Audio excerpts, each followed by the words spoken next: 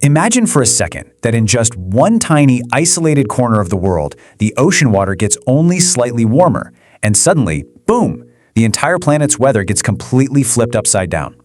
Hi everyone, and welcome. Today in this explainer, we're going to dive deep into this wild mood swing of our climate, a massive global mystery known as El Niño. It's a name you've definitely heard in the news, so let's just jump right in and decode this whole mystery right now. You know, there's an old saying, when the ocean gets a fever, the whole world feels the heat. And honestly, think about how beautifully that one line captures such a complex piece of science. We are talking about the Pacific Ocean here, the absolute largest ocean on Earth.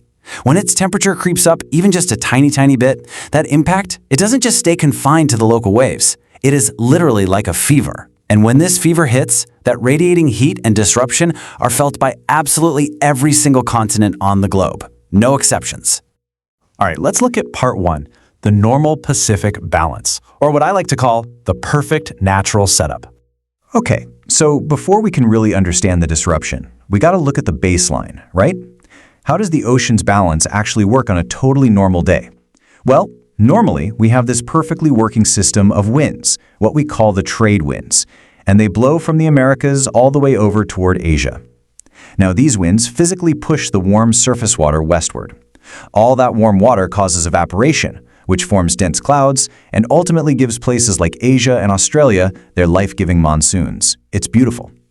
Meanwhile, over on the other side by South America, because all that warm surface water is getting pushed away, this absolutely critical process called upwelling kicks in. Deep, freezing, cold, nutrient-rich water gets pulled right up to the surface. And for the local fish, this cold water is literally heaven. It creates this booming, flourishing fishing industry. It's just a perfect balance, where both sides totally benefit. Which brings us to part two, the El Niño disruption. This is when the system breaks. So, what happens if this perfect, well-oiled machine suddenly just stops working?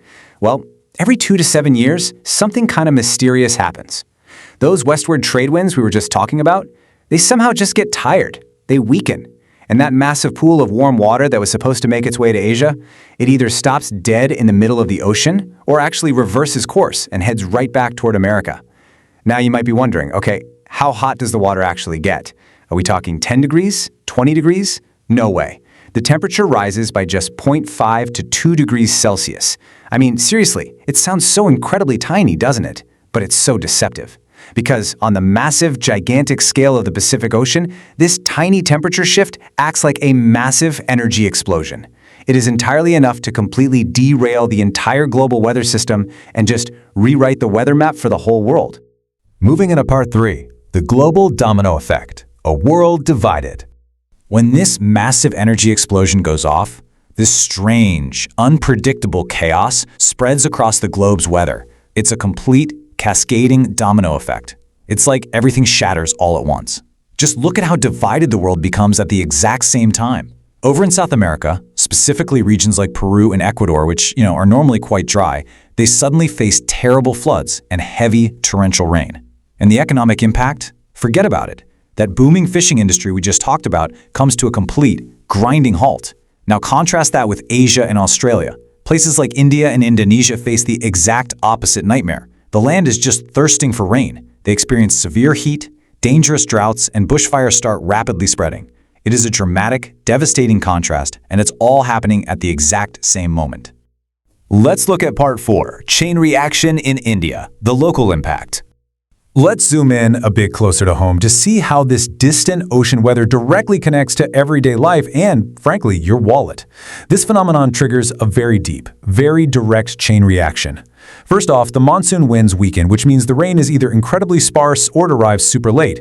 And because the water doesn't come on time, critical crops out in the fields, we're talking staples like rice, corn, and cotton, they literally just dry up. Then, as you might guess, when crop yields plummet, food prices absolutely skyrocket, causing this severe, uncontrollable inflation that hits everybody's budget hard. And finally, compounding this entire agricultural and economic crisis are these prolonged, deadly heat waves that just make the whole situation even more unbearable. It's a really urgent crisis, all born from just a slight shift in ocean temperature. Which brings us to part 5, technology versus climate change, the villain and the lifesaver.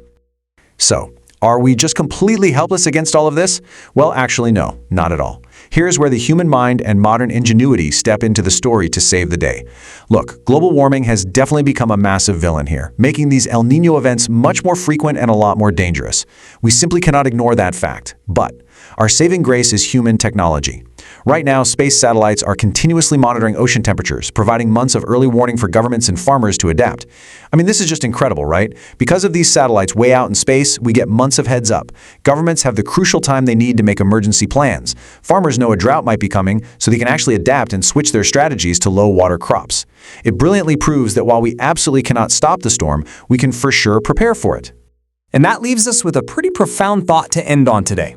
Will we ever be able to control the ocean's temperature, or must we simply adapt to nature's uncontrollable changes? What do you think about that? It's a deeply philosophical question, and it really forces us to weigh humanity's technological limits against the raw, massive power of nature. Well, that wraps up our explainer for today. Keep learning, keep questioning, and keep striving to understand the incredible environment around us. Thanks for joining me.